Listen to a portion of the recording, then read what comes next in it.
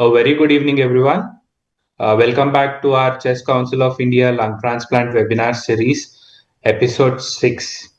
I am Dr. Chetan Rao Vaddepally. I am a transplant pulmonologist from Yashoda Hospitals, High-Tech City, and I'll be moderating the session today. And I'm thankful for the entire CCI, Dr. N.H. Krishna sir, Dr. Ashish Dubey sir, Dr. Anil Maske sir, Dr. Vijay Kumar Chennamchetti sir for giving me this opportunity. And in today's episode of lung transplant webinar series, we will be discussing about the complexities of lung transplant, rejection of the lung, and rejection by the patient for financial issues. So a very interesting topic, and also we'll be discussing about a lot of practical aspects involved into this. And to do so, I have a elite list of panelists with me. Let me introduce the panelist, Dr. Aishwarya Rajkumar, who is a senior interventional and transplant pulmonologist from Rela Hospitals, Chennai.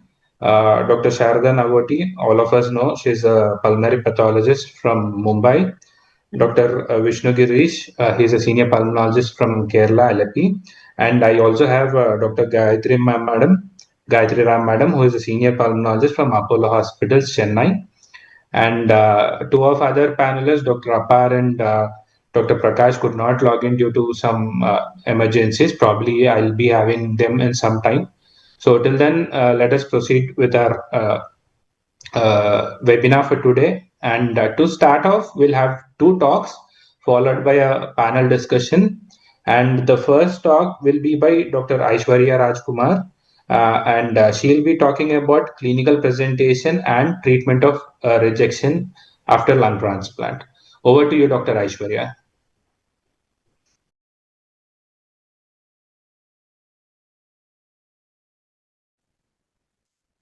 Good evening to one and all present here. First of all, I would like to thank the Chess Council of India for giving me this opportunity today to be talking in a transplant web series.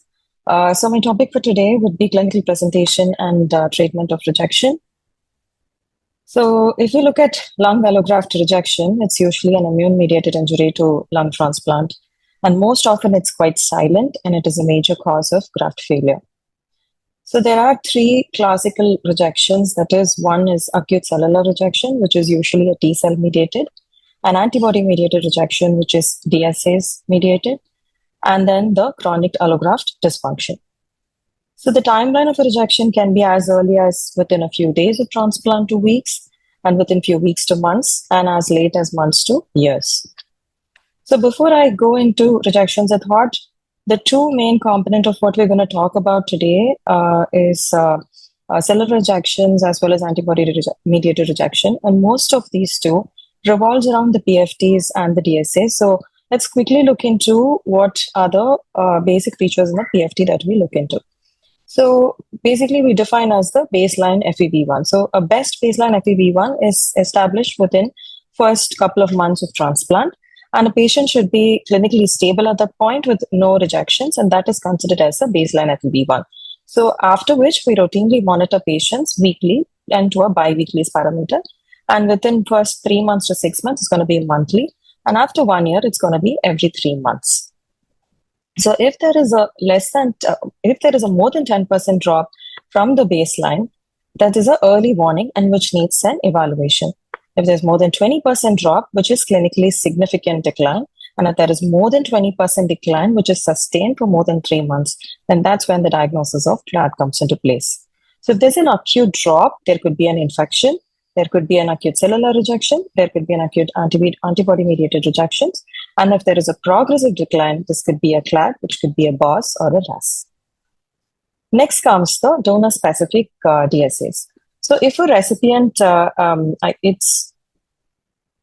for the donor-specific antibodies, that is, which is the recipient IgG antibodies directed against the donor HLA antigens. So there are two types, which is class 1 and class 2.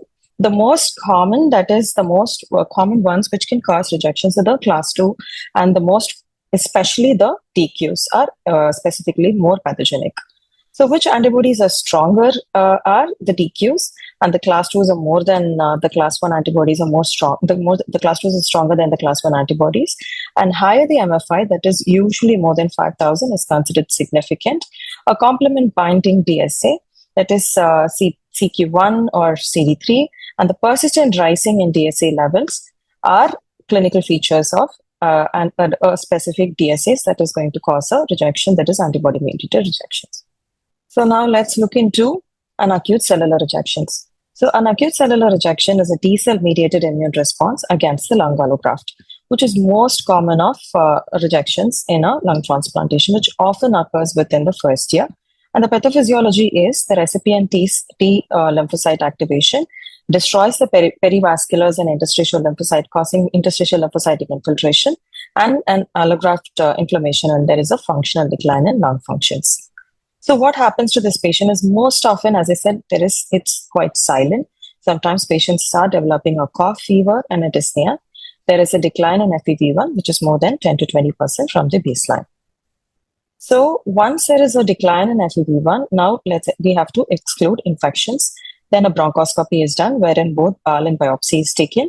So in the biopsies, ISHLT grade of biopsy rejections, which we'll look into now. So what happens histopathologically is there is perivascular lymphocytic cuffing. So if we see the perivascular lymphocytic cuffings in the biopsies, which is called A2 or A3 rejections. So there is a ISHLT grading for acute cellular rejection, and it is graded from A0 to A4. That is A0, there is absolutely no rejections. A1 is minimal, 2 is mild, 3 is moderate, and 4 is severe. So most of these patients have lymphocytic infiltrations with cuffing. So if there is an A1 rejection, just optimize with your immunosuppressants. But if there is an A2 to A4 type of a rejection in the biopsies, then IV steroids given as three pulsing doses. And if it is refractory even after the steroids, then consider ATG or ECP. So we also see that there is induction therapy. Now, most of Indian lung transplantation programs also are adapting to inducing the patients. So does inducing therapy really prevent ACR? There are a lot of induction therapy agents, that is basiliximabs, alamtulizumabs, ATG, rituximabs. Most commonly used ones are basiliximabs, especially in India. And does induction and no induction, what are the outcomes in terms of ACR? There are various studies, but all of which basically says that it can definitely prevent ACR to a certain extent, but there is on a long-term rejections, induction is definitely not a treatment. But what is its impact on PGD? Definitely there is a reduction in PGDs when the patient is induced, because it reduces the inflammation in the early post-op period. There is definitely a reduction in ischemic perfusion injuries because which is T-cell mediated. So there is a definite impact on PGD when it comes to induction. But in terms of ACRs, we don't have much proof. What is the antibody-mediated rejection? So antibody-mediated rejection is an immune injury to the lung graft, which is mostly caused by donor-specific antibodies. And these antibodies bind to the vascular endothelium, leading to a complement activation and microvascular injury. So the pathophysiology here is endothelial binding, and then there is a complement activation of CD4. So there is capillaritis and there is graft rejections. So the clinical presentation here is usually acute and subacute, and there is a gradual decline in FEV1. Patients start developing hypoxia, new infiltrates on imaging, and they coexist sometimes with ACR and possibly AMR. AMR is usually given as a diagnosis of definite, probable, and sometimes even possible AMR. So an SHLT diagnostic criteria for AMR is defined, and there is an allograft dysfunction is because of donor-specific antibodies, and there is histological injuries and CD4 positivity, which is usually a supporting diagnosis.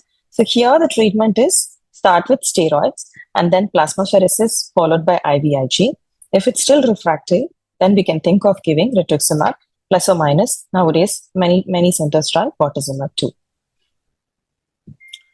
So a cellular versus antibody rejection in a nutshell. This is T-cell mediated immune response. This is DSA mediated. There is lymphocytic infiltration in the lung parenchyma. Here there is complement activation. It is diagnosed by biopsies, that is ISHLT grading. Here there is histological and serological diagnosis. Here the standard is high dose of corticosteroids in acute cellular rejection. If resistant, consider ATG. and optimizing your immunosuppressants, which is from the beginning itself. And here in antibody-mediated rejections, this is plasmapheresis, and IVIG plays a first-line role, and then comes rituximab, bortezomib, and optimizing the immunosuppressants plays a major role in AMR also. So chronic allograft dysfunction. So this is a CLAD is persistent, which is irreversible, then there is a decline in allograft dysfunction, which occurs even starting from more than 3 months after lung transplantation, which is defined as a sustained more than 20% decline in FEV1 from the best post-transplant baseline. So the other causes of CLAD could be infection, acute rejections, airway complications. All of this must be excluded before you term a patient to have a CLAD. The CLAD is the leading cause of late graft failures and mortality after lung transplantation. So there are two phenotypes of CLAD, that is BOS and RAS. BOS is bronchiolitis obliterans syndrome, wherein it is an obstructive physiology. FEV1 and FVC is reduced. TLC is usually normal. CT shows air trapping and mosaic attenuation. Whereas in RAS, that is restrictive allograft syndrome, there is restrictive pathology. The TLC is reduced by more than 10%. CT is usually upper lobe predominant, and pleuroparenchymal thickening. Mixed phenotypes, both features of BOS and RAS can also be there in patients with CLAD. So here are the radiological findings of CLAD. That is here the CT image of BOS, wherein it's usually mosaic attenuation, air trapping, and bronchial wall thickening. Whereas if you see in RAS, it's usually upper lobe predominant with air trapping and traction bronchiectasis. So in management of CLAD, again, like ACR and AMR, optimize the immunosuppressants, which is the first step. Then adding azithromycin. And most patients develop CLAD because of recurrent GERD, so GERD control is extremely important. Then considering ECPs. Then at last would be, if there is no other options, then retransplantation is an option for retransplantation comes into role. So phenotype-based treatments, that is for BOS, it's usually azithromycin, considering ECP. mTOR inhibitor switch can also be done. And in RAS, a limited response. RAS is usually does not have much role. Most of the patients quite end up in retransplantation in RAS, so it's more of supportive care, antifibrotics.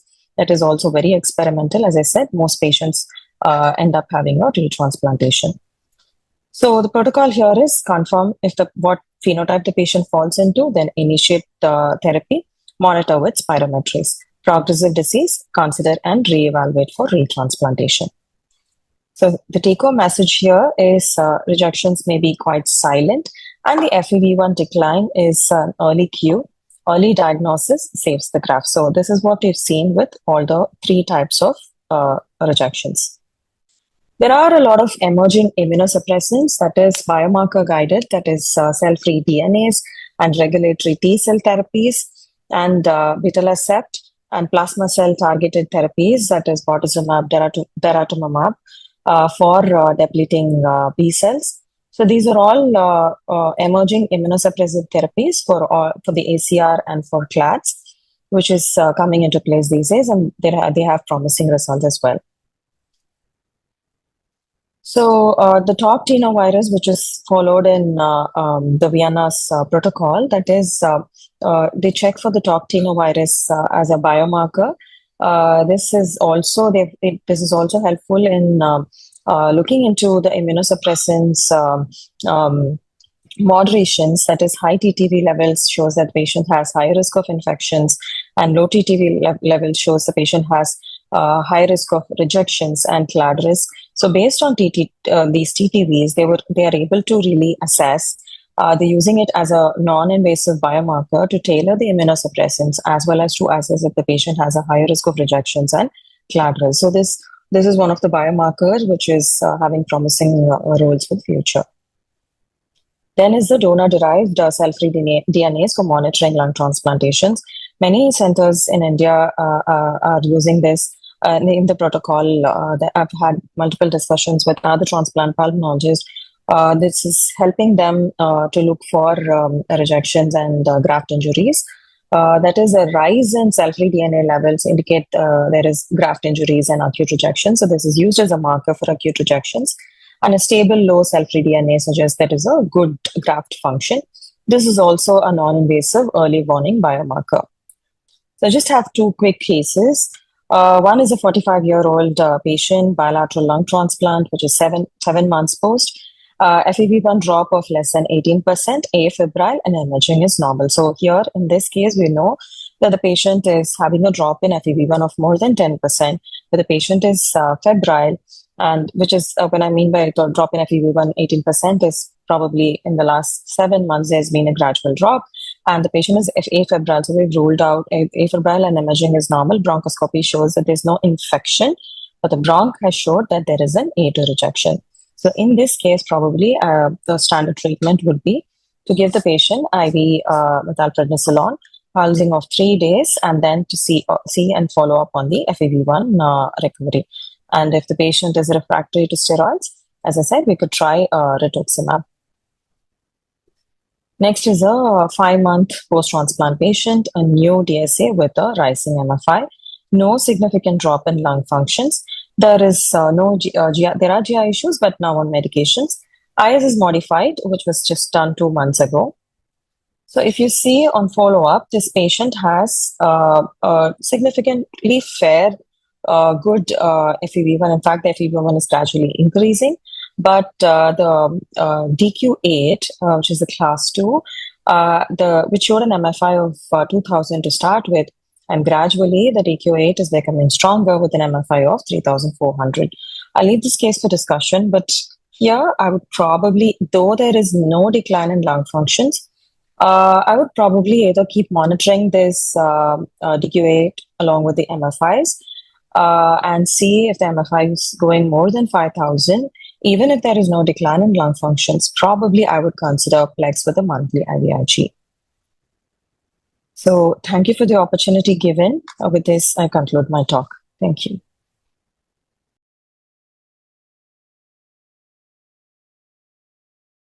Good evening to all of you. At the outset, I would like to thank CCI for giving me this opportunity. I am Dr. Sharada. I am a thoracic and a transplant pathologist, and I am going to talk about the role of pathologists in lung transplantation. So this is the outline of my talk. I'm going to talk about the pathologist's role in pre-transplant, inter-transplant, and post-transplant phases, and the contributions of the pathologist not only to surveillance and diagnosis of rejection, but also to the rejection management. So rejection, as we all know, is the main determinant of allograft failure. Although clinical monitoring by PFTs, lab analysis, and imaging facilitates the identification of complications, currently the diagnosis of allograft rejection relies heavily on the histological assessment of lung biopsies. Hence, the pathologist plays a very critical role in providing the definitive diagnosis and also in distinguishing rejection from other complications. So coming to the post-transplant phase, in the early post-transplant phase, biopsy can help to identify etiology of early graft dysfunction such as PGDs, hyperacute rejection, infection, and anastomotic complications. In the immediate and late post-transplant phase, that is, in the surveillance and symptomatic biopsies, biopsy can help in diagnosis of allograft rejection, CLAD, that is chronic lung allograft dysfunction, infections, post-transplant lymphoproliferative disorders, and recurrent diseases. So this is the picture taken from the biopsy or from the anastomotic site showing this Aspergillus fungal hyphae. So these are the Aspergillus fungal hyphae. And this is the GMS stain beautifully highlighting these fungal elements. So coming to diagnosis, classification, and grading rejection, allograft rejection should be assessed in accordance with the International Society of Heart and Lung Transplantation Revised Working Formulation 2007. Rejection in the lung allograft is separated into acute cellular rejection, antibody-mediated rejection, and chronic lung allograft rejection. So this is the ISHLT classification of lung transplant rejection 2007. According to this, the rejection is classified into acute rejection and chronic rejection. Acute is again classified into acute alveolar and acute airway, and chronic is again classified into chronic airway and chronic vascular. Acute alveolar rejection is graded into AX, A0 to A4. Acute alveolar is graded into BX, B0, B1R, and B2R. Chronic airway is graded into C0 and C1, and chronic vascular is graded into D0 and D1. So coming to acute cellular rejection, it is diagnosed and graded based on the intensity and location of perivascular and interstitial mononuclear cell infiltrates in the biopsy. So A0, it is graded as E0 when the alveolar parenchyma is unremarkable without any evidence of perivascular interstitial inflammation. It is graded as A1 when there is perivascular inflammation, but it is inconspicuous and it is less than 3 cell thick. and it is graded as A2 when the inflammation, perivascular inflammation, is conspicuous and it is more than 3 cell thick. It is A3 when the perivascular inflammation is conspicuous and along with that there is extension into the alveolar septa. It is graded as A4 when along with all the above features of A3, there are also features of acute lung injury. So this is a surveillance biopsy of a 68-year-old male 10 months after lung transplantation for IPF. And so this biopsy shows this is the vessel, and surrounding this vessel, there are these perivascular mononuclear infiltrates. These are more than 3 cell thickness, but they are not extending into the alveolar septa. And that is the reason why it is classified as A2. And there is no lymphocytic bronchiolitis, and that is why it is graded as B0. So it is A2, B0. Coming to airway inflammation or lymphocytic bronchiolitis, it is diagnosed and graded based on the intensity of inflammation around small airways and the presence or absence of epithelial damage. It is graded as B0 when there is no evidence of significant airway inflammation. It is graded as B1R when there is submucosal mononuclear inflammation, but there is no intraepithelial inflammation or injury. It is graded as B2 when there is submucosal mononuclear inflammation, but along with that, there is intraepithelial lymphocytes, the epithelial injury in the form of epithelial ulceration and necrosis. Along with that, there are neutrophils. So this is a picture of a bronchiole. So this is the bronchiole, and subepithelially, there is dense inflammatory infiltrate, and this inflammation is also extending into the epithelium, causing damage to the epithelium. That is the reason why there is focal ulceration, and along with that, there is also necrosis of the epithelial cells. Hence, it is graded as B2R, that is high-grade lymphocytic bronchiolitis. Coming to antibody-mediated rejection, this diagnosis requires a multidisciplinary approach, including pathological evidence. The pathologist evaluates the biopsy for histological features of AMR, which help in supporting the diagnosis. So I would like to show a case here. A 62-year-old male underwent bilateral lung transplant for CTD-ILD. Pre-transplant immunological evaluations were all negative. 6 weeks post-transplant, the patient presented with new onset fatigue and mild increase in oxygen requirements. HRCT showed bilateral GGOs, raising concerns for potential infection, acute rejection, or early antibody-mediated rejection. BAL microbiological analysis was negative. A repeat SAB testing was done, which revealed DSAs against HLA class 2 antigens. TBLB was done for right lower lobe, and this case I have received for a second opinion consultation, and this is the digitized image of the cryobiopsy which I have received. So this biopsy showed all features of diffuse alveolar damage, like intraalveolar edema, focal fibrin. There is type 2 pneumocyte hyperplasia. There are focal areas of fibrin thrombi. Along with all these features of DID, there is also this specific finding where this is the capillary, and this capillary is invaded by these inflammatory cells where there are neutrophils which are arranged back to back. Along with that, there is karyorectic debris. So this feature is called as capillaritis, which is a very important feature which raised concerns for AMR. So that is the reason why I have done a C4D, and a C4D beautifully showed this downward shaped positivity in the endothelial cells in more than 50% of the capillaries.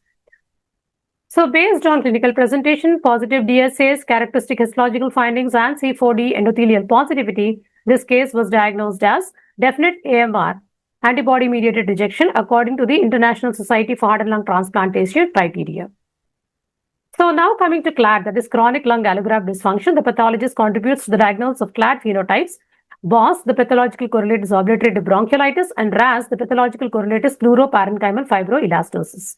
So this is a 22-year-old female, 4 years after bilateral lung transplantation for cystic fibrosis.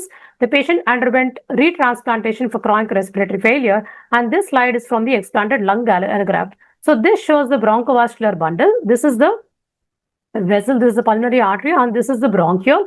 And here we can see that the bronchiole doesn't show any lumen. The lumen is completely obliterated by fibrosis, and this is a reticulin stain highlighting this fibrosis and the obliterated bronchiole. So this I have signed it out as obliterative bronchiolitis. So that's all about diagnosis. Now coming to distinguishing rejection from other complications. So pathologist evaluation is essential for differentiating rejection from other conditions that can cause graft dysfunction, such as infections, aspiration pneumonia, drug toxicity, recurrence of the patient's original lung disease like sarcoid, LAMP, HP, and diagnosis and classification of post-transplant lymphoproliferative disorder. So this is a cryobiopsy again. It is showing the The blue arrow is showing organizing pneumonia, and the black arrow is pointing towards the aspirated foreign material. In this case, it is a vegetable material. So this is a case of aspiration pneumonia. Next, this is another post-transplant biopsy showing CMV pneumonia. Here we can see these pneumocytes which are enlarged. These are the infected pneumocytes. These are enlarged and they have viral inclusions and they show the typical owl eye appearance. This is a TBLB of a 21-year-old female who underwent bilateral lung transplant for cystic fibrosis. It showed dense atypical lymphoid aggregates. Immunohistochemistry was done and in situ hybridization for EBV was done, which was positive, and this case was signed out as post-transplant lymphoproliferative disorder. Next, coming to pathological assessment of the lung explant, explanted lungs are evaluated first to confirm the primary pathological diagnosis and second to identify presence of any other additional lung lesions such as infection or occult malignancy. This is an explant specimen of a 62-year-old male who underwent bilateral lung transplant. The pre-transplant clinical diagnosis was end-stage disease, lung disease, possibly idiopathic pulmonary fibrosis. So this picture is showing features of usual interstitial pneumonia. There is architectural distortion, and along with that, there is this dense interstitial fibrosis. This is the normal agglutinated parenchyma. So this is patchy fibrosis, and along with that, there is fibroblastic foci, there is honeycomb change, and so these are all the features of usual interstitial pneumonia. Apart from all these features, there are also poorly defined, vague, non-necrotizing epithelioid granulomas along with multinucleated giant cells. So the explant specimen diagnosis is fibrotic hypersensitivity pneumonitis showing UIP pattern of fibrosis. So this is not a case of idiopathic pulmonary fibrosis. Next, coming to pre-transplant phase. Pre-transplant phase, the pathologist plays a role in establishing pathological diagnosis on TBLBs from native lung prior to transplantation. This helps in selection of patient, enlisting the patient and assessing the waiting list urgency and to decide on type of surgery. For example, lung volume reduction surgery is done in COPD patients with bullous diseases. Along with all this, certain diagnoses in the pre-transplant biopsy have significance. For example, ILDs. Classification gives information about the prognosis of the disease. For example, UIP has poor prognosis compared to NSIP. Diagnosis of fibrotic hypersensitivity pneumonitis should warrant a careful occupational and environmental exposure history to eliminate the risk of disease recurrence in the allograft. Patients with scleroderma-associated ILD should be carefully evaluated for concurrent pulmonary hypertension or malignancy, and patients with diagnosis of malignancy needs further evaluation before deciding on transplant. So that's all about pre-transplant and post-transplant phases. Now coming to intraoperative phase, the pathologist plays an important role in the donor retrieval scenario. When there is a presence of a nodule or a consolidation, a frozen section helps in determining whether it is a benign nodule like hematoma or an anthracotic nodule or malignancy. The report helps in deciding whether to accept or reject the donor and further planning and management of the patient. So this is a post-transplant biopsy. The CT showed consolidation in the upper lobe, hence the CT-guided biopsy was done, and the biopsy showed lipidic predominant adenocarcinoma in the post-transplant biopsy. So that's all about contributions in the diagnosis and surveillance. Now coming to contributions to rejection management. The pathologist helps in guiding treatment decisions. Grading severity of rejection helps in determining the need for an intensity of treatment. For example, grade A2 or higher ACR typically requires therapy, while management of milder rejection may be debated. Similarly, pathologist helps in monitoring therapy response by evaluating follow-up biopsies to determine if the therapy has been effective in resolving the rejection or infection. In MDD meets, pathologists provide clinicians the context for their biopsy findings and helps correlate these findings with the patient's clinical and physiological status. So that is all about the role of the pathologist in diagnosis, surveillance, and rejection management. Now I would like to talk about the lung transplant request form. So the following is all the information that a pathologist needs in the transplant request form to sign out the most appropriate diagnosis. So the information should include clinical condition of patient, indication for transplantation, the relevant history, for example, GARD, clinical suspicion, and type of post-transplant biopsy, whether it is a surveillance biopsy or indication biopsy, pulmonary function test entrance, bronchoscopy notes, imaging findings, lab data like microbiology, culture results, BAL cytology, immunosuppression levels in HLA, and previous biopsy results. So this is all the information which a pathologist will need in the transplant request form from the clinician to sign out the most appropriate diagnosis. So finally, to conclude, the transplant pathologist plays a crucial role in lung transplantation by providing diagnosis and prognosis for explanted lungs, evaluating biopsies for rejection and infection in the post-transplant period, assessing donor suitability, and performing autopsies for quality control and research. They contribute to identifying diseases that recur, classifying complications like LAD, and supporting the transplant team by applying specialized techniques and providing expert interpretation of pathology. Hence, the transplant pathologist should be made an integral part of the multidisciplinary team. So this is the picture when I was taking my training in Cleveland Clinic along with all the thoracic and transplant pathologists. And the second picture shows the Fresh Air series podcast, which we have done when I was in Cleveland, and we were discussing about IPF. This is Dr. Leslie. He is a transplant pulmonologist in Cleveland Clinic, and this is the YouTube link for this podcast. So thank you so much. I will hand over the session to Dr. Chetan.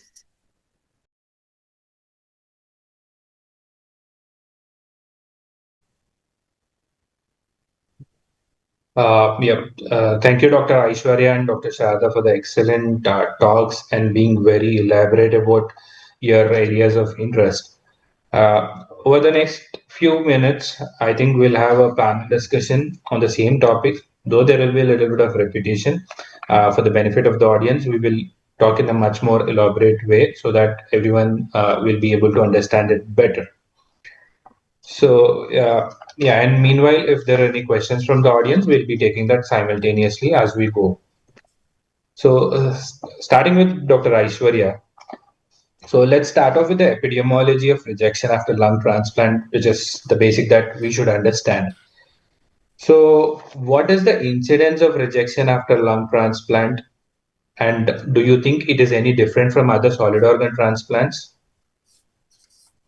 Hi, Chetan. So, yes, so the incidence of rejections in lung transplant, in all the solid organ transplants compared, lung transplant has highest rejection rates. So the reason for this being is lung as an organ, it's exposed to the external environment, one. And two, it's highly immunogenic. And the regenerative capacity for this organ is also very less when there is injury happening. So these are all the factors that's causing a lot of rejection rates in patients with lung transplants. And if you look at the rejection rates, another concern here is, having disparity in taking immunosuppressive therapies regularly. Most of the patients withdraw in taking immunosuppressive therapies, and they have poor tolerance to immunosuppressive therapies because immunosuppressions with lung transplants are quite stronger compared to other solid organ transplants. So, and also the ACR rates, that is acute rejection rates in lung transplants compared to other solid organ transplants is almost 15% higher. So we see ACRs happening in patients with lung transplants is almost about 30 to 40% in the first 1 year. And most of the rejections here, as I said, could be quite subclinical also. And another thing is CLAD. So though, because I said most of these acute rejections are quite subclinical, it goes unidentified. And that also is because of lack in follow-up and all of which contributes to patient ending up having CLAD. So that's why when we tell a patient that what's going to be the outcome or how long is going to be the longevity post-transplantation, right now what we're promising patients is we're giving somewhere about a 60% survival rate at 5 years and a 40% survival rate at 10 years is all because of ACRs, and which is leading to long-term rejections, that is CLAD.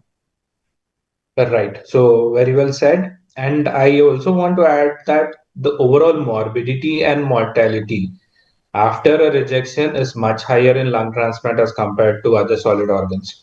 And the rate at which the immune suppression is weaned off is much slower in lung transplant as compared to other solid organ transplants. Yeah, so the next question, I think it was supposed to be to other panelists, Dr. Apar, about rejection types. In brief, I wanted him to discuss them. But let me answer this question. So most of it Dr. Aishwarya has already spoken about in her presentation. So to sum it up, we classify rejection into 3 types. First is hyperacute rejection, which is the most feared one. Of course, we don't see that because of better pre-transplant cross-match available now. So hyperacute rejection can happen on table and somewhere within few hours after transplant also, it is nothing but severe pulmonary edema and the graft fails on table. Very difficult to manage, and most of the times you end up losing the patient. And the next is acute cellular rejection, which manifests somewhere between 6 months to 12 months after a transplant. And you have again another type of acute rejection, which is antibody mediated rejection, that is AMR. And then finally, we have a chronic rejection phenotype called CLAD, which is chronic lung allograft dysfunction, which is again of two types. The BOS phenotype, which is bronchiolitis obliterans phenotype, wherein there is decrease in both FE and FVC, and it is most of an obstructive phenotype. And the other type is RAS phenotype, which is restrictive allograft syndrome. This is RAS comes with higher morbidity, mortality, and the only viable option or treatment option for RAS is retransplantation. So this is to sum up about the types of rejection that we would be talking about in the next few minutes. So, Dr. Vishnu, could you please explain the risk factors for rejection, be it pre-transplant or perioperative or post-transplant, that you are aware of? Good evening, everyone. First of all, I want to thank CC for giving me this opportunity. Coming back to our question about the risk factors of rejection, first thing is infectious factors that we know of, like bacterial factors, which are pseudomonas most commonly, followed by staph aureus, and viral factors, mostly community acquired respiratory viruses like adenovirus, coronavirus, rhinovirus, RSV. All these contribute to the rejection later. And fungus also, aspergillosis, can also lead to rejection. Then other risk factors are donor and recipient factors are there, like advanced donor age and early recipient age can also adversely affect the outcomes. And ischemic time of the organ can also adversely affect the outcome also. Then there are certain immunological factors are there, like autoimmunity, vitamin D deficiency, all are found to have associated with the rejection later. And previous rejections like ACR, AMR, primary gap dysfunction can lead to CLAD later. And apart from that, there is some modifiable risk factors when specifically related to CLAD, which I want to stress about is pollution that we have seen in our metro cities right now. Pollution is the most important factor, and the air quality is one of the very important determinant of rejection later. And there are many studies conducted outside in Belgium, France, and Canada, and everywhere that they have found that those residing near the main roads and those residing in places where the density of roads are very high have a higher chance of rejection compared to other people. And another one is gastroesophageal reflux disease, which it is also having a strong association with rejection and CLAD. And it is found that this bile presence of bile conjugates in bile is a strong predictor of CLAD later. And also, it is very common among lung transplant recipient, like 50 to 70% of the lung transplant recipients is found to have GERD. And other modifiable risk factors are like patient substance abuse. There is a studies that 11% of post-lung transplant recipients start smoking again, and lack of compliance to medications. And 20% of people have found to have lost follow-up of compliance is very poor in 20% of post-lung transplant recipients. All these factors can favor worse outcomes later. Yeah. So thank you for that elaborate points, and special thanks for pointing out pollution as a risk factor for CLAD. I'm sure most of that general pulmonologists and all are not aware of it. And this poor air quality probably might contribute to higher chances of infection or rejection in Indian population that we see. So next question, I keep it open for all the panelists. What are the approximate costs of lung transplant at a private hospital in Indian scenario? Any one of you can answer it. Right now, the cost of transplantation, I'm going to talk about Chennai city, where we have almost 3 to 4 transplant centers now. I think most of us, on an average, will cost a patient about 35 to 40 lakhs. So this is purely for a 6 to 8 week max in-house post-transplant stay, and which this will not include the pre-transplant evaluation. But if the patient is going to be bridged pre-transplant, or if the patient is going to have a complex post-transplant phase, that will definitely add on to the cost. Yeah, so I think I would also like to add on one thing. I'm sorry. So in Tamil Nadu, we do have CM scheme for lung transplantation for patients who fall under low socioeconomic status, where we assess these patients, and every month, the first week of every month, we have CM scheme transplant discussion. We present the case in Transplant, which is our state transplant body, and they go through the patient's socioeconomic status verification. And if they feel the patient is a definite candidate for transplantation, it also has transplant pulmonologists and surgeons in the panel. And if they feel that patient is a deserving candidate, then the entire transplant, except the pre-transplant workup, everything post-transplantation is covered. And not just that, 2 years of immunosuppressants is also covered for such patients. Yeah, so I think the cost is more or less the same across the country. Somewhere between 30 to 40 lakhs of packages are what the active lung transplant units are offering the patients. But let me tell you that this cost is not the same for everyone. So there is, again, this is a very clear demarcation for early referred patients and late referrals. People who are referred late, who are bed-bound or who are bridged on ECMOs will have a slightly or a much more higher expenditure for lung transplant. But people who are referred early, who are well preserved at the time of transplant, who can walk away on 7th, 8th, 10th day of transplant, like most of us did, come with a very low cost packages. So I think the cost of lung transplant again depends on early versus late referral and how well the patient is preserved at the time of transplant, whether it is a bridge transplant or a elective transplant. So yeah, and Dr. Gayathri, madam, coming to you. Yeah. So what are the earliest clinical indicators of acute rejection that transplant teams should not miss? Yeah, good evening, everyone. At the outset, I'd like to thank CCI for this opportunity. So, over to the question. I think one of the things we have to see is one is the symptoms the patient might come in, this cough, breathlessness, and fatigue. But an important test which we can give an indicator to us as an inkling that it is going towards a direction of maybe a rejection is doing a lung function test. So, the patient is fairly stable post transplant. Initially, a monthly PFT can be done. We can then get to know what is the patient's possible baseline FEV1 at that point of time. And then when we start monitoring the FEV1s periodically, initially monthly and then every 3 months, if we find that there is a drop in the FEV1 more than 10%, that is actually giving us an inkling that maybe it is going towards rejection. And we should pursue with additional investigations. Obviously, if the patient is having other symptoms, the other radiology, the bronchoscopy, doing the biopsies, all those things also will be done as a part of the process. But doing this test, non-invasive test, is a quick start to identify a possible rejection quickly. Yeah. So rightly said, I think the earliest indicator to work up on a patient is a drop in a lung function test.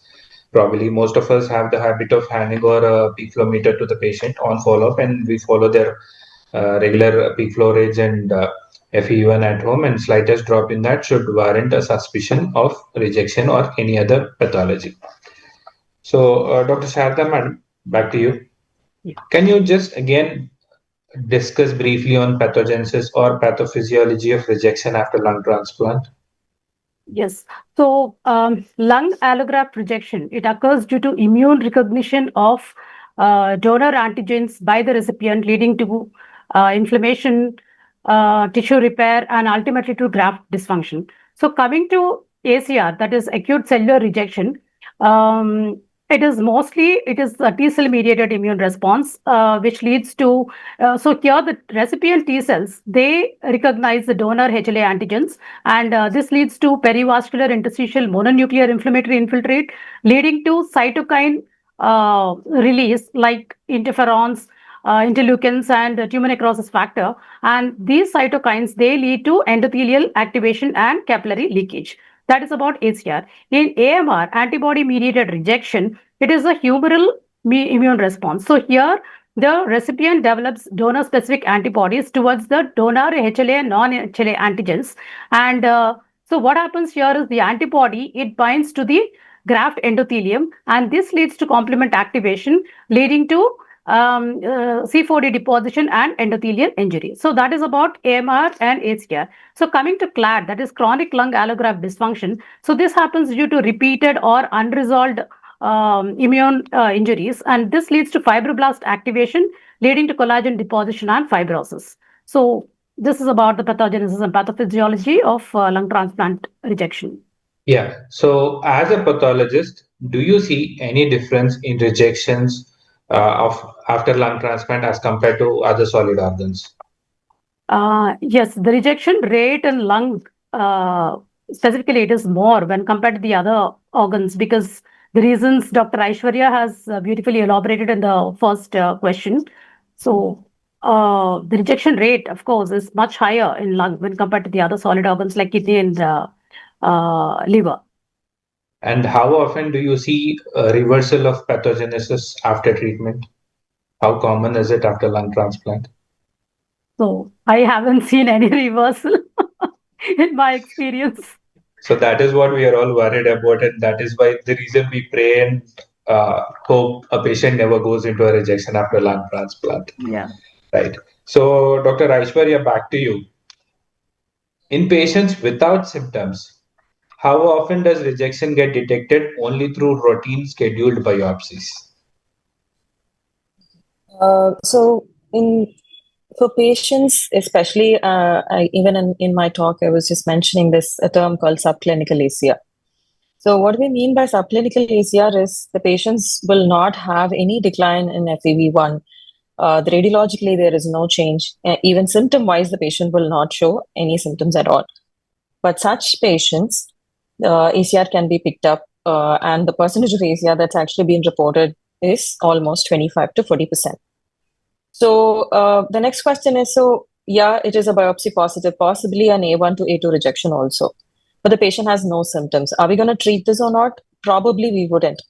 But the problem with knowing that the patient is having a persistent subclinical A1, A2 rejections is we know that this patient probably will end up having a CLAD. And the percentage of such subclinical ACRs ending up having a CLAD is almost about, again, 40 to 50%.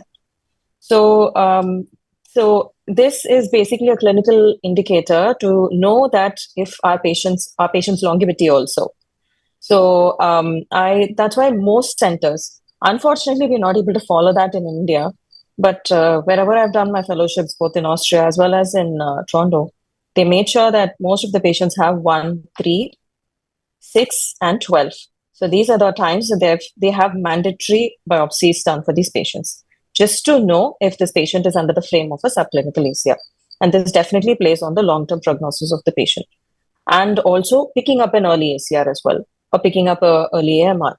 So, but here, unfortunately, in India, we're not really able to be very stringent with this surveillance biopsy timings, is also because there's a lot of cost involved, and we don't want to mess around after doing the biopsy for the patients. We handle our patients extremely delicate, and we also have infection rates higher than the rejection rates. So every time you subject a patient to bronchoscopy, there's high infection rates that we're subjecting the patient to. We don't want unnecessary biopsies. We think it that way. But all over the world, subclinical ACR is definitely a danger, and biopsies is the one. So histological diagnosis comes first, than radiological or spirometry.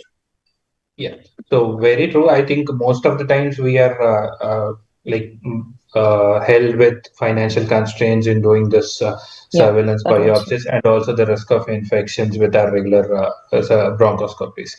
So yeah, right.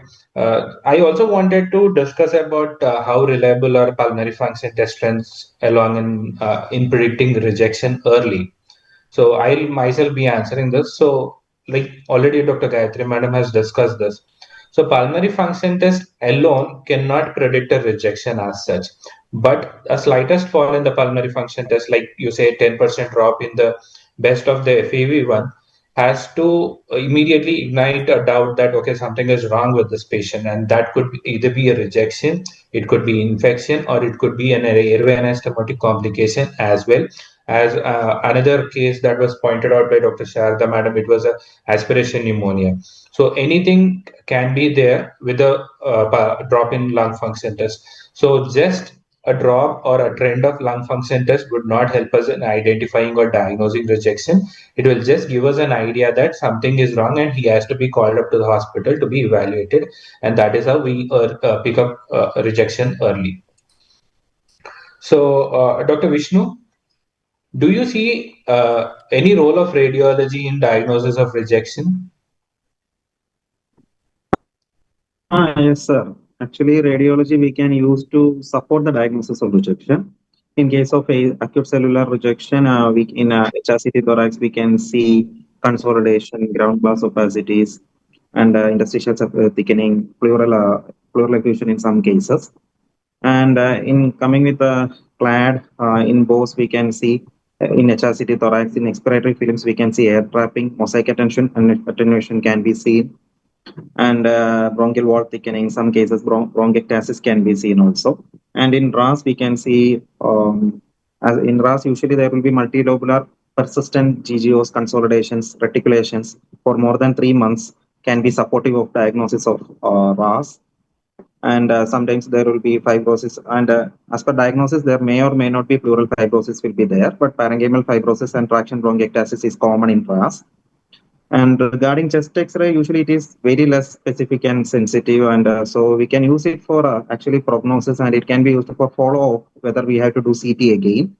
And HRCT, rather than diagnosis, it helps us to know the extent of the disease, and for as a prognostic marker, we can use to guide the treatment and counsel the patient.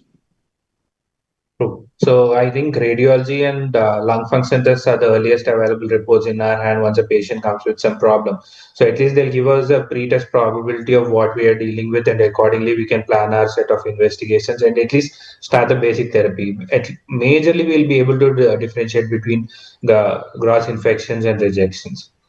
Yes. Gayatri Madam, how do you approach rejection when biopsy findings are equivocal, but radiologist still looks suspicious? No, that is a extremely tricky situation because the only other differential for a suspicious radiology is it going to be an infection. If it is something that it is going to be an early rejection, I think we should do our best possible ways to find it, because if it is going to be a rejection, we have to immune suppress the patient, maybe put them on steroids, immune suppressants. But if it's going to be an infection, we'll be just worsening it. So I think that is something we really need to clarify. I think at the earliest, maybe get a second opinion of the biopsy specimen also, what else is to be done.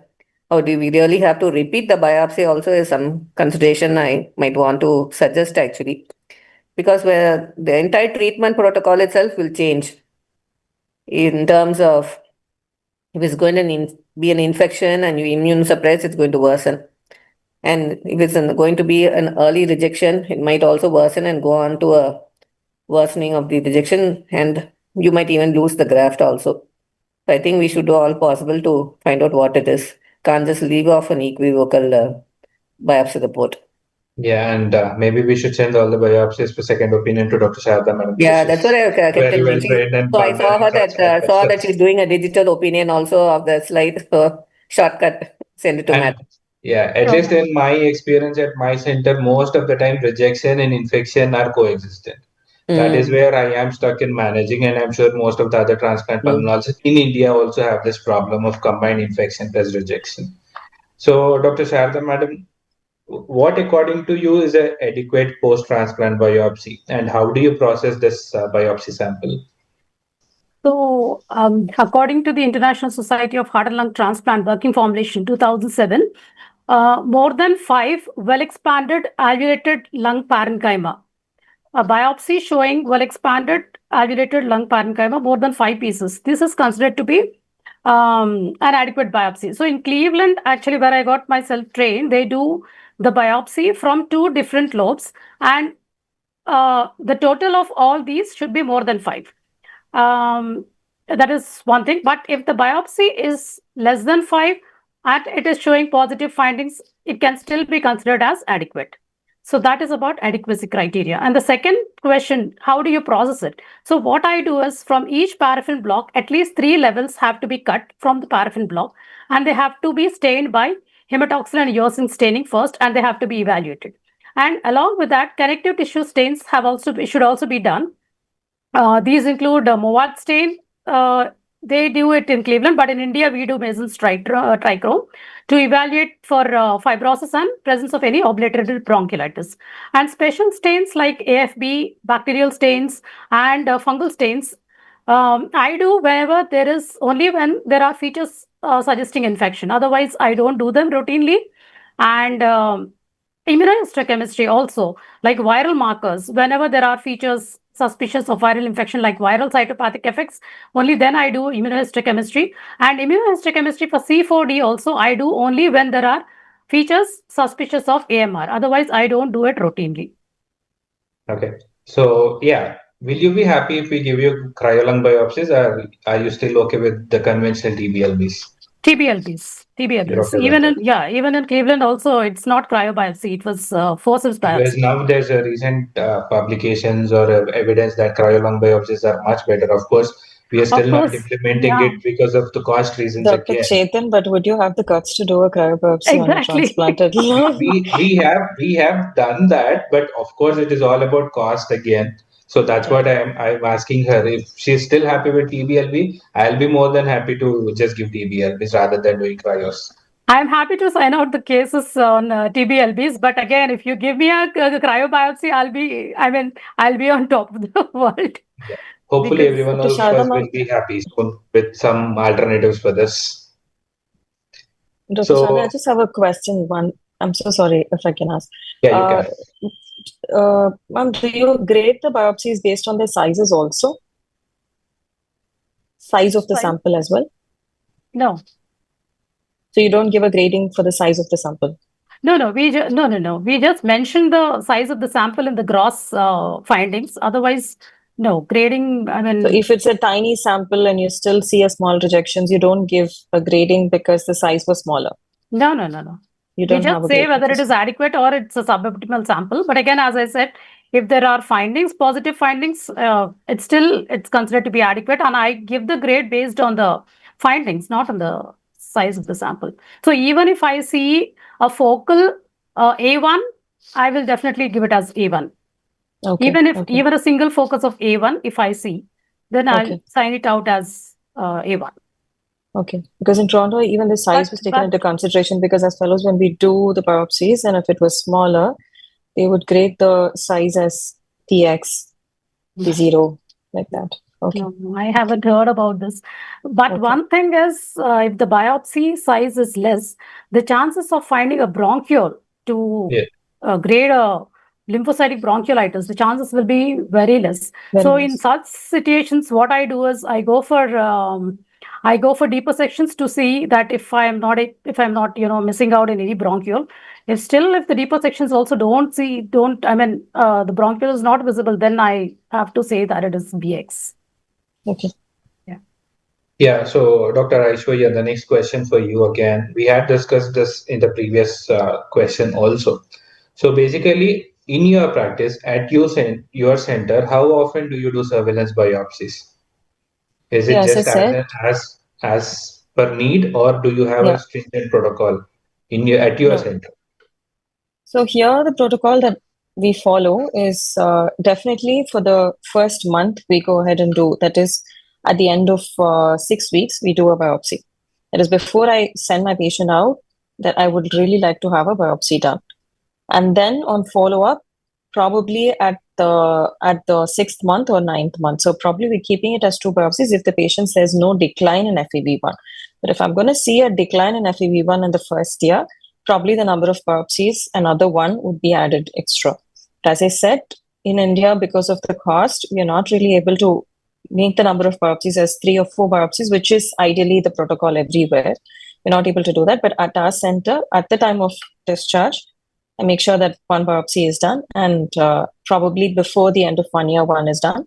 In between, I keep it based on the FEV1s or radiological changes and or patient symptoms. Do you also do post-treatment biopsies to look at the reversal? And if so, when? Post-treatment biopsies, probably not. If the patient's actually, say, if in case of a DSA, I'm going to be doing, if there is a persistent DSA with a high MFI, yes, I probably biopsy. But if the DSA is trending down, I wouldn't go ahead and do a biopsy then. Great. So again, the next question to you only. What is the practical value of molecular diagnostics in predicting rejection risk? You have already mentioned it in your talk. So if you can again throw some light on the molecular diagnostics and rejection. Yeah. So right now, the 2 molecular, I had mentioned my talk as well, 2 molecular diagnosis that has some potential and promising role is one is the cell-free DNAs, which many Indian centers itself are following these days. So cell-free DNA will basically help us to pick up if there is any graft ischemia, graft injuries. This will probably add on to knowing if the patient is developing an AMR or an ACR. Another one is the TTV levels, which was quite interesting for me when I was working with Dr. Peter Zak in Austria. They strictly follow this, and they totally go about, they don't even look into the TAC values, they totally go about with the TTVs to even optimizing the immunosuppressants. So according to them, if a patient has high TTVs, so TTV is a toxinovirus. So if the patient has high TTV, then the patient is overly immunosuppressed. If the patient has low TTV, then they say that this patient has a high risk of developing a CLAD or an ACR. And there are a lot of publications. I'm sure people who are into transplants must be seeing this. The only thing that my discussion with them was, so the TTV basically is very, I think it's geographically, it's something like a PRA. So I don't think we can use the TTV standardization value, what they're following in Europe. So I think it's very population based. So I think I forgot the name of the doctor, one doctor who went for a observership in Vienna from AIMS, tried to see for an Indian population what would be the actual TTV toxinovirus standard value. So we're not able to arrive at the standardization. So without that, I'm not sure how would we use this to optimize our immunosuppressants or to predict the rejections. But these 2 are the 2 promising biomarkers. But definitely these are not primary to find out a rejection. This can probably add on. This can add a lot of value to our biopsies or to our DSAs. Yeah, so as rightly said, I think initially TTV was majorly used for kidney transplants. Most of the data is from the kidney transplants. And then in regards to lung transplant, most of the data is from Vienna. So like you rightly said, 1 or 2 centers in India started doing TTV, and at least with the oral discussions that we have, it is not falling in place in Indian population is what they say. We are waiting for the conclusive evidences or publication from Indian population right now. So Dr. Vishnu, how confident can clinicians be with transbronchial biopsy reporting? Or what is the real world false negative rate? Because we do not have a transplant pathologists everywhere available in the country right now. So what is your take on it? So actually, considering transbronchial biopsy, if we go with numbers, sensitivity of transbronchial biopsy is around 30 to 80%, right? It has high specificity of 90%. And with the pathologists also, there is very much variation between reportings.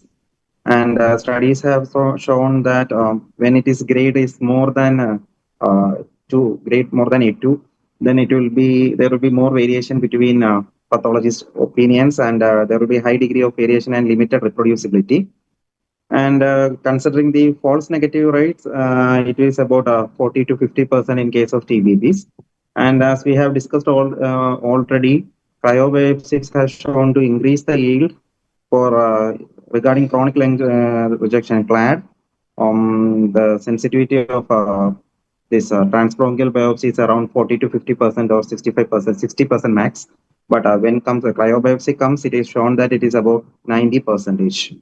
So cryobiopsy, as per data available and recent studies, it is offering more specificity. Right.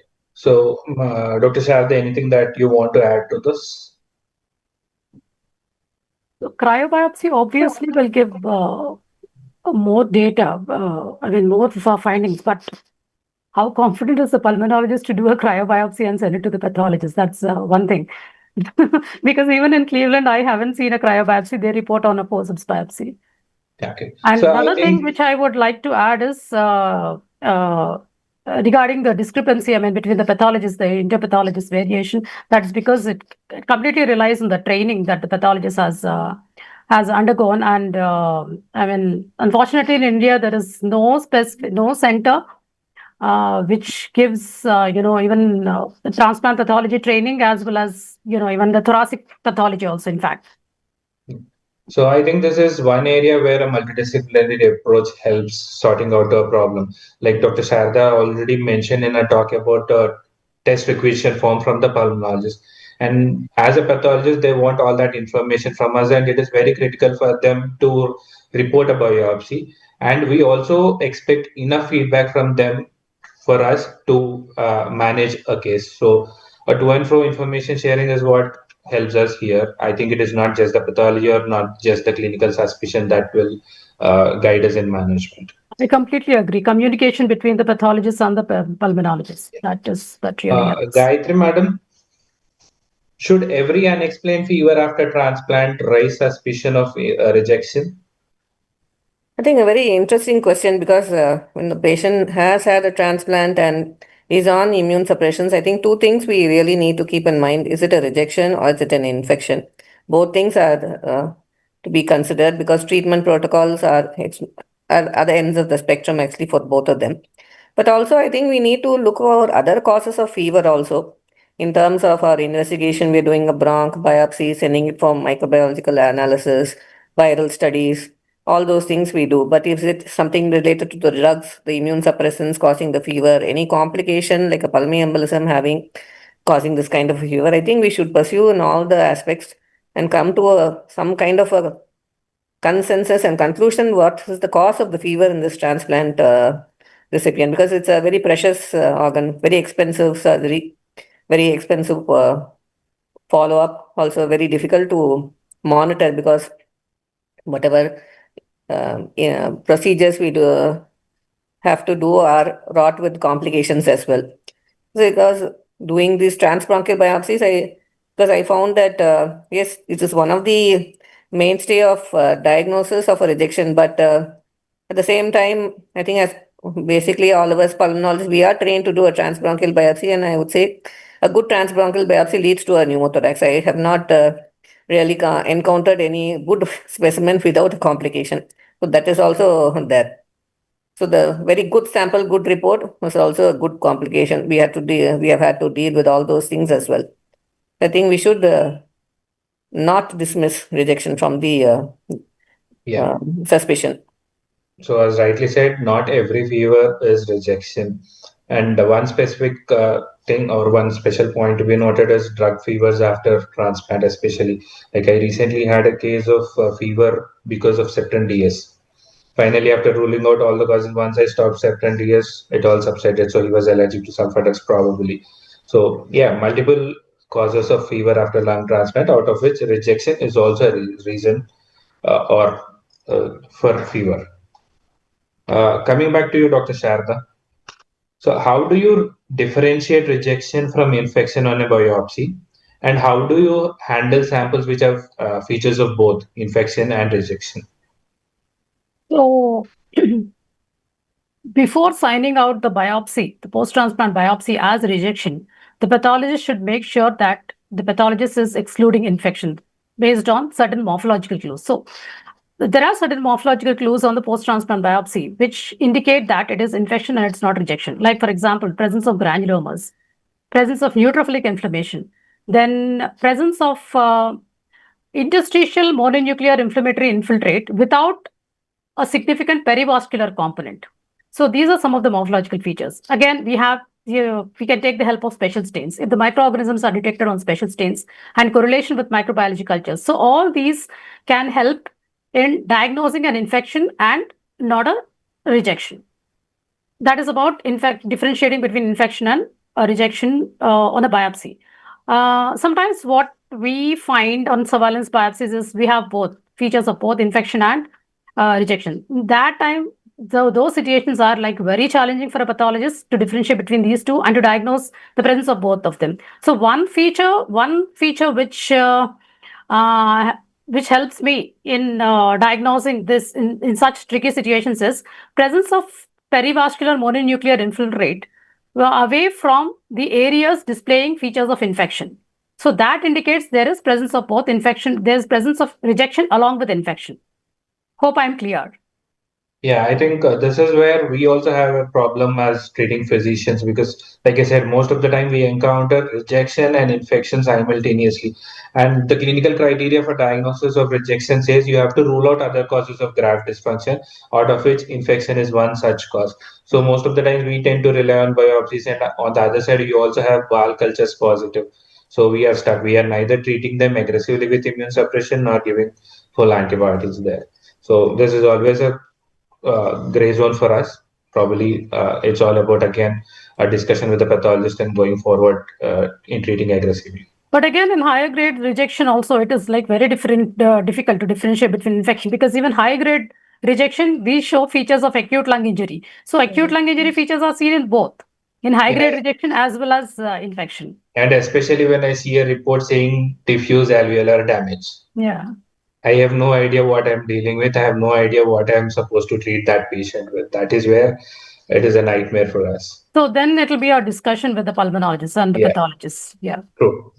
So Dr. Aishwarya, do you treat grade A1 rejection in ACR actively or do you just observe? And if you treat, how would you treat? I think you're throwing this question back to me again. So as I said, in A1, subclinical is, without say there is no drop in FEV1, no radiological change, the patient's not showing any symptoms, then that A1 is benign. You don't have to really worry about it. But at the same time, you got to be very watchful. It's like SPN that you're going to constantly monitor. But here, you're going to monitor that quite frequently. Rather than every year surveillance, we're probably going to screen this patient, maybe in an Indian given scenario, at least twice that year. And but if the same patient, say there is an A1 rejection, but the patient's slowly starting to develop symptoms, there's probably some ground glassings on the CT, or there's a slow decline in FEV1 by less than 10%, more than 10% decline. In such cases, I would definitely treat this A1. What I would do is probably first step would be, even if there is a subclinical A1, I would definitely tweak up my immunosuppressants. But if I'm also starting to see such other features like +1 A1 with PFTs or radiologically and symptoms, then I'm probably going to shoot up my steroids, probably not pulse, but slightly increase the dose of steroids, probably for a week and then taper it down. That would be my mode of treatment. But just an isolated A1 is always benign, and just be watchful of it. Yeah, so to summarize the treatment options for ACR, I think the milder grades like A0 or A1 who are symptomatic, we generally hike up the immune suppression from the existing baseline. And A2 and above, we give pulse steroids. And if it is still refractory, that is when ECP probably is the only option as of now. But luckily, ACR or mortality related to ACR is very low. Usually they tend to cope up. But the only fear is recurrent episodes of ACR or partially treated ACR is a risk factor for CLAD. That is the only concern. But otherwise, we are still okay with ACRs as of now. Yeah, recurrent A1 biopsies definitely leads to CLAD. Yeah. So, Dr. Vishnu, how long do you wait to repeat biopsy after steroid pulse to confirm reversal? We have already discussed this. Unfortunately, we are not being able to follow this in India. But do you have any evidence of literature about this?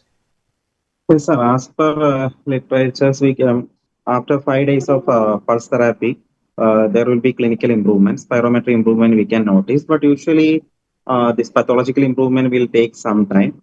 So ideally, we can wait up to 4 to 6 weeks for a repeat biopsy. And in some centers all over the world, they are doing it in 2 to 3 weeks also. And anyway, repeating it is very important because as per data, 25 to 40 percentage rejection will be persisting only. So I think we'll wait for 4 to 6 weeks. Yeah. So ideally, I think as per the literature, we are supposed to wait for 4 to 6 weeks after pulse steroid. But again, as already discussed, due to cost constraints, due to the risk of infections, we are majorly not repeating surveillance biopsies after treatment to see the reversal. And as Dr. Sharada also mentioned, she hasn't reported any follow-up biopsies so far. So, Dr. Aishwarya, back to you. So, is donor-derived cell-free DNA an alternative to biopsy? Can you just go away with Definitely not. monitoring it, or you still have to do a biopsy always? Definitely not. As I said, all these biomarkers are just an add-on to increasing the value for your biopsies, probably. So if there is a cell-free DNA, and if there's a slight increase in cell-free DNA persistently, then we're looking at an ACR or an AMR here. But that doesn't confirm our ACR or AMR without looking into the DSAs or the biopsies for sure. It'll definitely add on value to our diagnosis, but it cannot be a gold standard for diagnosing an ACR or AMR. Yeah, I think cell-free DNA increases even in the presence of infection. And even in the presence of GERD, also there is rise in cell-free DNA. So after you treat GERD, people have noticed downtrending of cell-free DNA also. So it is definitely not an alternative to biopsy. It will just be an add-on marker or a non-invasive marker before you go for an invasive test, if I'm right. And how aggressively should clinicians It can also Yeah, please carry on.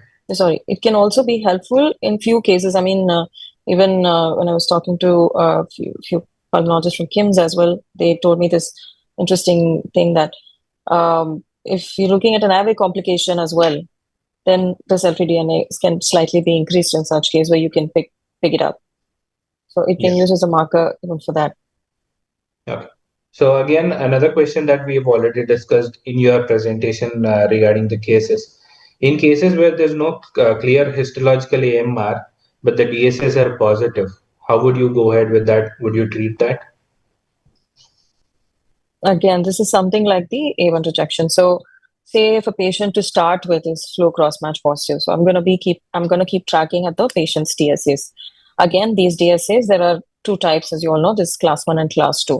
So if I'm looking at a class 2, and if it's especially a DQ, then that needs a lot of monitoring than any other DSAs. And if this DSAs follows with the rising MFI trend, so that's the strength of the DSAs that they give. So usually an MFI of more than 5,000 is considered as a strong DSAs. So if my DSAs, like in my presentation, also the second case was there was no downtrending of the patient's PFT. The patient was actually afebrile and completely stable, but the MFI, which was a DQ8, which was constantly having a strong MFI, which was going towards the range of 5,000. So in such cases, probably I would, if I see that this MFI is slowly trending up. So this is how I would classify it: mild, moderate, and severe. So if when it falls into a category of there is persistent DSAs but not increasing MFI, probably just watch it. If there's persistent increase in MFIs and a stronger DSAs, maybe I would think of giving just one cycle of Plex followed by an IVIG. But again, if this patient is slowly starting to develop, say, radiological or a drop in FEV1, and in such cases, then the patient would get a Plex IVIG, probably with a ATG or Ritux. And if the patient is still refractory, then we can add bortezomib to this patient. And this is, at this point, I think in India, it is completely center-to-center variation. And I think even all over the world also, I don't think they have a standard AMR protocol because of the infections that can happen, because the treatments that we give for AMR can lead to PTLDs and very dreadful complications, such strong CMV reactivation infections, EVP infections. So, I mean, even as a discussion, I would like to ask you for that case that I just put it. So I said my patient is stable, 6 months post-transplant. PFTs are actually going up from the baseline per se. Patient's doing great, but the MFI is strongly high and it is a DQ8. What would you do, Dr. Chetan? Yeah, so like you rightly pointed out, if a patient is stable and there's only a slightly higher DSA, like we also see transient rise of DSAs after some infections also. So it's always about correlating everything. Is there a graft dysfunction? And the other side is the histology positive, only then we go ahead with treatment. Or if it is just a transient rise, I think I'll wait for a next DSA as long as the patient is asymptomatic or there's no graft function, and look at the trend and do. And probably this is where your cell-free DNA also comes into place if you look at the trend, and then you can take a decision about treatment. Okay. And as you rightly said, I also want to reiterate that there is no universal protocol of managing AMR across the globe. Every single center has their own protocols. Every single center has their own drugs to be used. Every single center has their different protocols of plasma exchange and IVIG. So it's all center to center variations. And I was also told in my training that a lung transplant program is considered successful when they treat a AMR successfully. It is not about doing a transplant, it is about treating an AMR successfully. That is what shows your efficiency, or your if your lung transplant program is efficient. I would say, I mean, if we have actually a patient of AMR, we should definitely have an MDT for that patient, which involves the radiologist, pathologist, and the pulmonologist. In fact, the thoracic surgeon too. So AMR treatment is MDT in any hospital for that matter.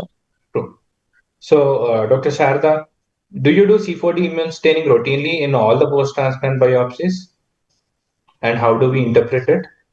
No, I don't do C4D immunostaining in all post-transplant biopsies. So what I follow is the Cleveland Clinic protocol, where I got myself trained. So there are certain, in selected cases, I do C4D staining. So when there is a post-transplant biopsy, which is more than 6 weeks post-transplant.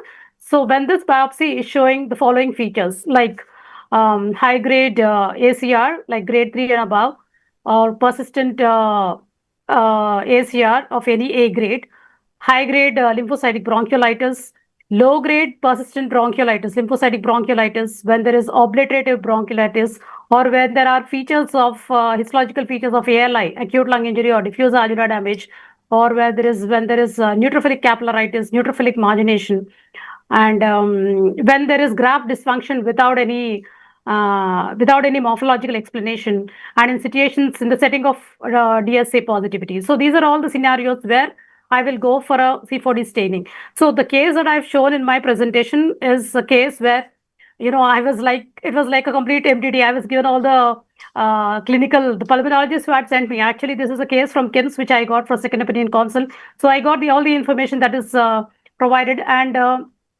of course, along with that, I found the histological features of diffuse alveolar damage. As I've shown in my case, there are features of intraalveolar edema, fibrin thrombi, then type 2 pneumocyte hyperplasia. Along with that, there is neutrophilic capillaritis. So when I see all these features, then I went ahead and I've done a C4D. And C4D in my case, as I've shown in my picture, beautifully highlighted the donut-shaped positivity. So the second question I would like to answer, how do I interpret C4D positivity? So strong staining, positive staining means it is a diffuse staining and more than 50% interstitial capillaries. And strong staining means it is a continuous linear endothelial deposition showing the donut-shaped positivity in the cross-section, as I've shown in my picture, in my case. So this is a positive, strong positive C4D positivity, but unfortunately, very few cases show this, strong positivity. Yeah. So coming back to you, Gayathri Madam.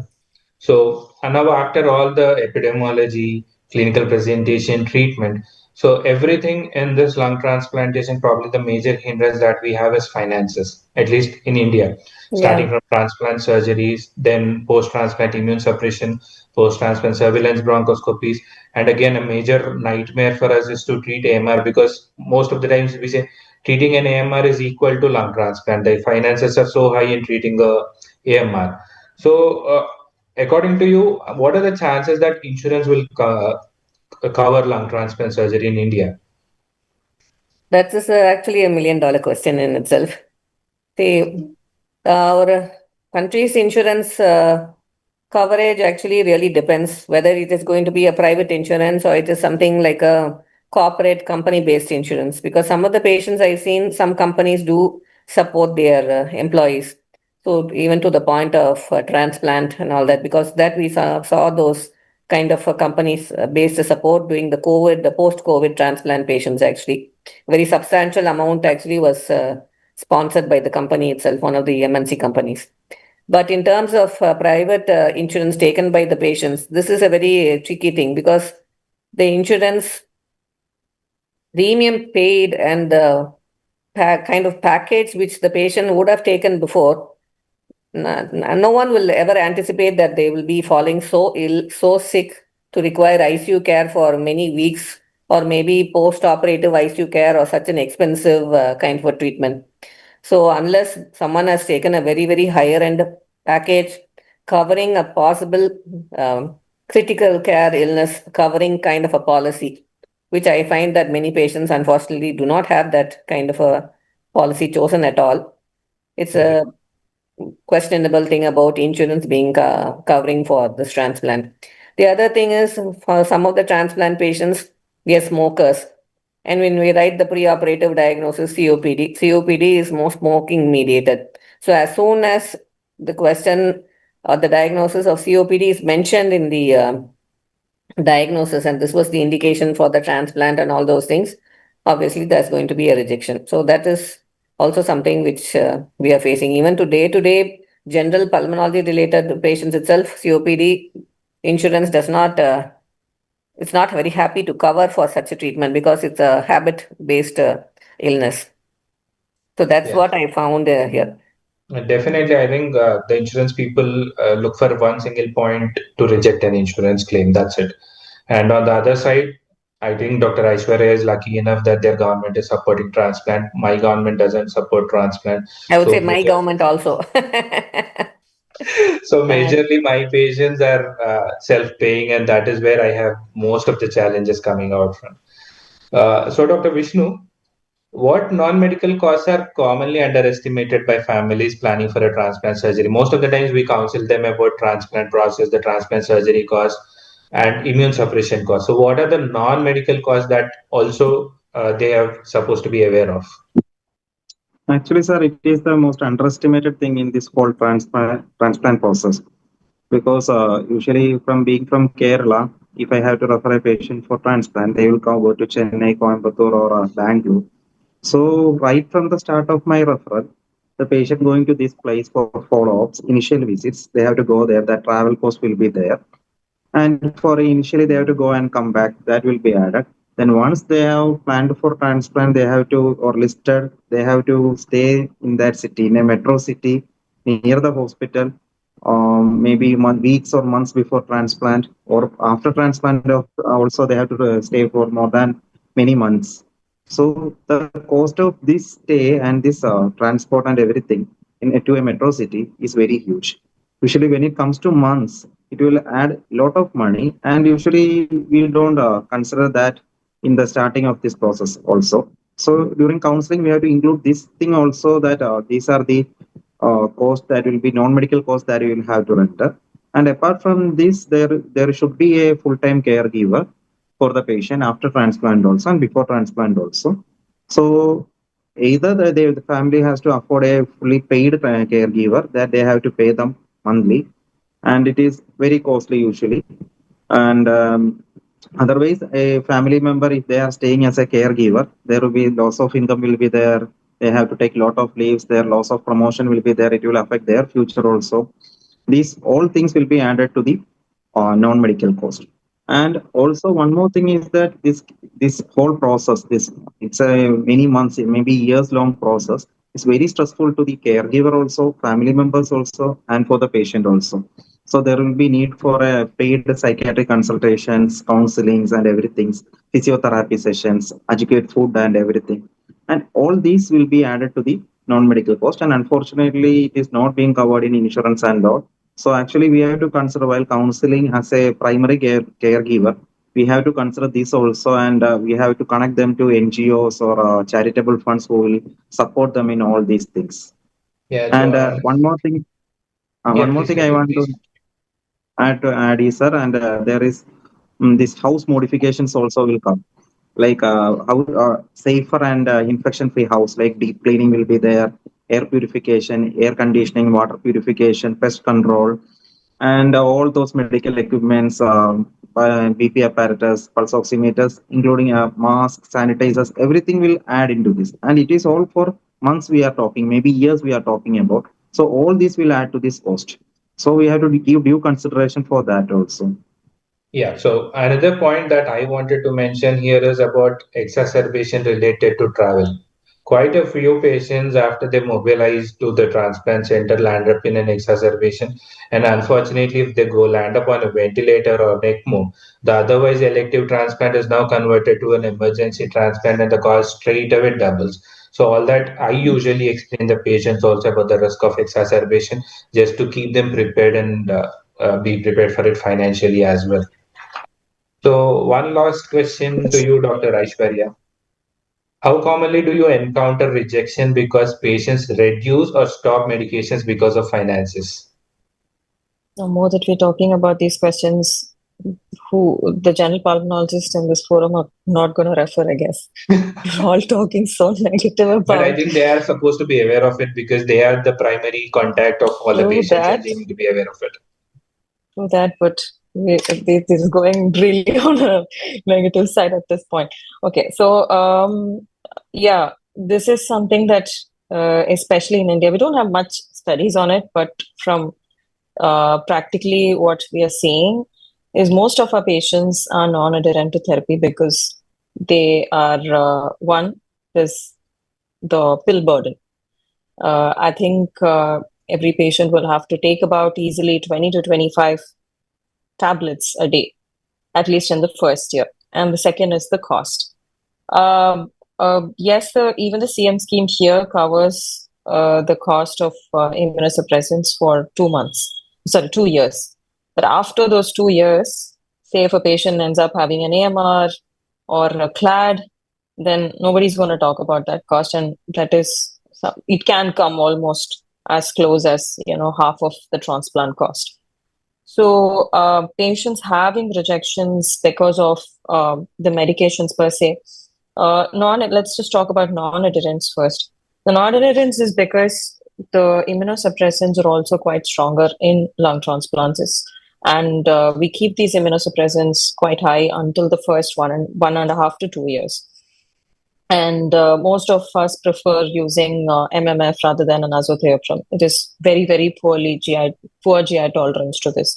And on tops, most of patients who undergo lung transplantation, they will have some acid reflux issue post-transplant because of the vagus being handled. So both together, they really have intolerance to taking MMF. And then taking TAC at different times of the day or stretching the TAC through the day and not taking TAC at the appropriate time definitely causes rejection. So we won't be able to see a standardized TAC dose maintenance here. And then the most important one is the cost involved. So we're talking about if the patient has to spend from their pocket just for TAC, MMF, and prophylactic antibiotics and antifungals, and that too in Indian protocols we use voriconazole. So this one of the costliest antifungals as well. So we're talking about somewhere between, say, correct me if I'm wrong, 15 to 25,000 per month just for the medications here. So for which not many patients are going to be able to afford this. So yes, we do face a lot of rejections because of non-adherence to therapy, which is either intolerance to medication or cost involved to it. Yeah, true. So I think, we have come to the end of our session today, and I also think this is the last webinar or last episode of Transplant webinar series. So before closing this session, I want all of you to answer this question. If you could change one systemic barrier in lung transplant in India today, what would it be according to you? Each one of you, one closing remark about this. So what is that systemic barrier that you want to change about lung transplant in India? So then I'll tell you something with my personal experience. So I was over enthusiastic about being into lung transplantation after COVID. I was initially working with Dr. Sandeep Attava's team, and I got really interested. And then I wanted to pursue my fellowships into this. And when I've been trained both in Europe as well as in the West. But what I understood was something's happening there, which is not happening in India, which could quite be a challenge for me to come back and actually pursue transplant as a career here. So that is cost. So most of the programs abroad are funded by the government. So I've seen them doing retransplantation within weeks. I've seen them doing, fly a patient from one county to another. Air transfers used to be so common, and then put the patients for listings where there it was nationwide. Nationwide, you can fly around. Logistics was not a problem. Cost was not a problem. So they were able to do a lot of experiments, and the program was funding is huge, and we don't have that. One. Two, everybody has a standard referral protocol. We do not have that in India. So there, they go about with the ISHLT referral protocol. So any patient who lands up with a pulmonologist there with an ILD, where they know that the patient is not responding to any medical management, the ILD is proven with biopsies and radiologically, they start counseling this patient for transplant, and the patient lands up in a transplant program in the next 1 year. So when the patient comes to the program, the frailty of the patient is very good. That's why the outcome is also great.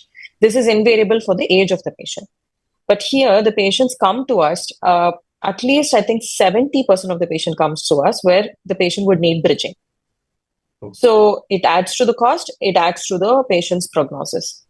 And three, that is my newest realization, that is so many of my colleagues from North have asked me, there are like 3-4 transplant centers in Telangana or Tamil Nadu. Why we don't, we're not able to set, and many patients who get registered, even recently we had a transplant patient registered in Gujarat, waited for 1.5 years, came here and got a transplant done in our center. That's because the donor availability is literally zero in a lot of states. So our donation rates is 0.1% in India, which is really pathetic. For a country as big as India, with the largest population, we have a 0.1% donation rate is unacceptable. So I think it should start with that, because if the donation rates are poor, there's no way we could have a cadaveric organ transplantation program happening. So, and most of the donation is happening, literally 80% of 2025's donation has happened from Telangana and Tamil Nadu only. So when the rest of the states wants to set up a transplant program, how would they do with such poor donation rates? And we're losing almost about 3 lakh patients every year for all solid organ transplants put together, just because we don't have a donation rate. So in Europe, it's mandatory donation. That itself was surprising to me. And in the West, it was voluntary donations, but I've never seen even a parent of a child say no for a voluntary donation. So these are things in India where I see as extreme barriers. But I also see that it is definitely improving compared to what it was at least 3-4 years back. We definitely have a good potential for lung transplantation program. So we spoke about a lot of negatives, but I see these as great barriers, and it has to get better. Yeah, we spoke about a lot of positives in the previous episodes. So now that this is a concluding episode, we had to make it transparent that everyone has to know about in and outs of a lung transplant program. So any other pointers from other panelists? See, from what Dr. Aishwarya has also mentioned about cost, the lack of awareness of donation and all that, there's also some lack of awareness and acceptance from the patient point of view also. See, even as pulmonologists, we are seeing end-stage lung disease, we know they're going to get transplanted. There's no other option left for them. if we start doing the counseling, I think the next moment they disappear. So they're not going to come back to you. So because I've had some of my other colleagues also have a similar experience, and we realized that they've just moved on to another center, to another kind of hope that some other treatment is going to be possible for them. That is one thing. So I think some kind of public awareness also should be raised about the acceptance towards transplant, because it's not only us getting trained, and we have surgeons and pulmonologists who are really interested and who have going to give us the best of treatment for the patient, but the acceptance also should be there. When that is actually lacking, it's going to be a big challenge for us also to deal with. And rightly said, the cost has to be really looked into.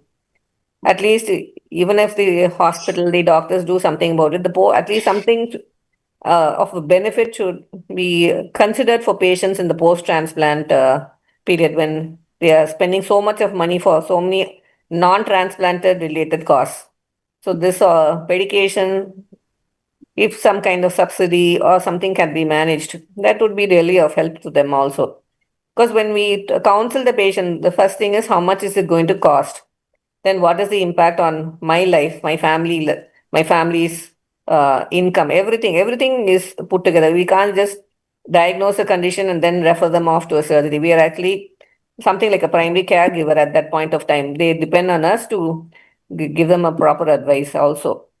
And when we have such a big, huge bill staring at them, sometimes it's a very difficult situation which we are put into. So, yeah, Dr. Vishnu. Sir, I want to add to Gayathri ma'am's statement. Like one scenario in which I was preparing for this seminar, and my cousin, he's a very educated fellow, and he asked me, "What you're doing?" I'm told I'm preparing for this lung transplant seminar. So he's looking at me and telling, "Oh, is it happening in India?" This is he's very literate. Okay, that much public awareness is literally zero. That lung transplantation is now possible in India. Heart lung transplant we are doing in India. This is very less. And second thing I want to add is government should intervene, and they should put social workers and other people to this, and physicians and pulmonologists should think about, every time we think about whether this family can afford it. But that's not the question we have to think about. We have to think about how we can make it feasible for them, how we can make it possible for them, how we can connect them to these NGOs, charitable societies, and everywhere, so that they can get it done. With that, I want to conclude my statements. Sure.